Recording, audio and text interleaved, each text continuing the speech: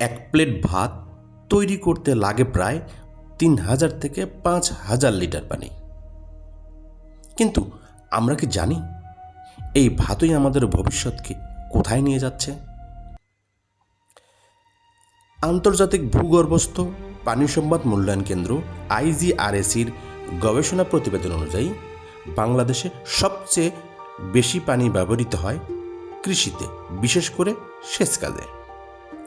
বাংলাদেশ কৃষি গবেষণা ইনস্টিটিউট ও বাংলাদেশ ধান গবেষণা ইনস্টিটিউটের তথ্য অনুযায়ী দেশের মোট আবাদি জমির 75 থেকে 80% জমিতে শুধু ধান চাষ করা হয়।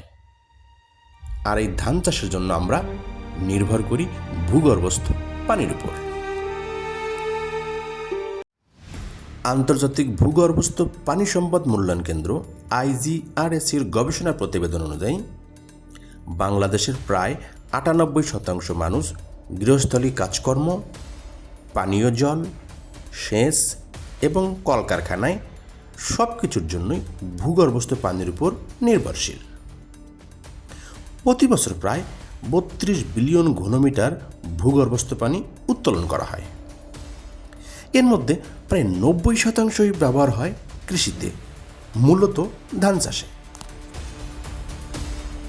বাংলাদেশ ধান গবেষণা ইনস্টিটিউট ও কমনওয়েলথ বিজ্ঞান ও শিল্প গবেষণা সংস্থা CSIRO অস্ট্রেলিয়ার 2022 সালের এক যৌথ গবেষণায় দাবি করা হয় যে 1 কেজি বোরো ধান উৎপাদনে লাগে প্রায় 1000 থেকে 1600 লিটার পানি। তবে আন্তর্জাতিক ধান গবেষণা institute, climate and clean air coalition এবং অন্যান্য নির্ভরযোগ্য গবেষণা বলছে 1 কেজি বোরো ধান উৎপাদনে লাগে প্রায় 3000 থেকে 5000 লিটার পানি। এশীয় উন্নয়ন bank, climate and clean air coalition এবং বাংলাদেশ কৃষি গবেষণা কাউন্সিলের জলবায়ু ও কৃষি বিষয়ক নথি অনুযায়ী দেশের মোট মিথেন নিঃসরণের প্রায় 63% আসে এই অতিরিক্ত সেচ নির্ভর ধান চাষ থেকে। অতিরিক্ত ভূগর্ভস্থ পানি উত্তোলনের ফলে পানিতে মিশছে আর্সেনিক।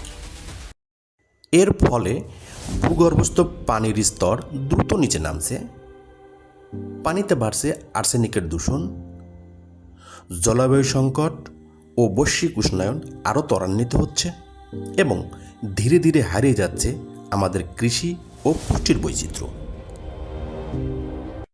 এখন প্রশ্ন হচ্ছে, খাদ্য উৎপাদন বাড়াতে গিয়ে আমরা কি নিজেরাই তৈরি করছি এক ভয়ঙ্কর সংকট? আমাদের থালার এই ভাত আসলে কি আমাদের ভবিষ্যৎকে পানি ও জলবায়ু সংকট, আর্সেনিক দূষণ এবং পরিবেশ বিপর্যয়ের দিকে ঠেলে দিচ্ছে? আপনি কি মনে করেন?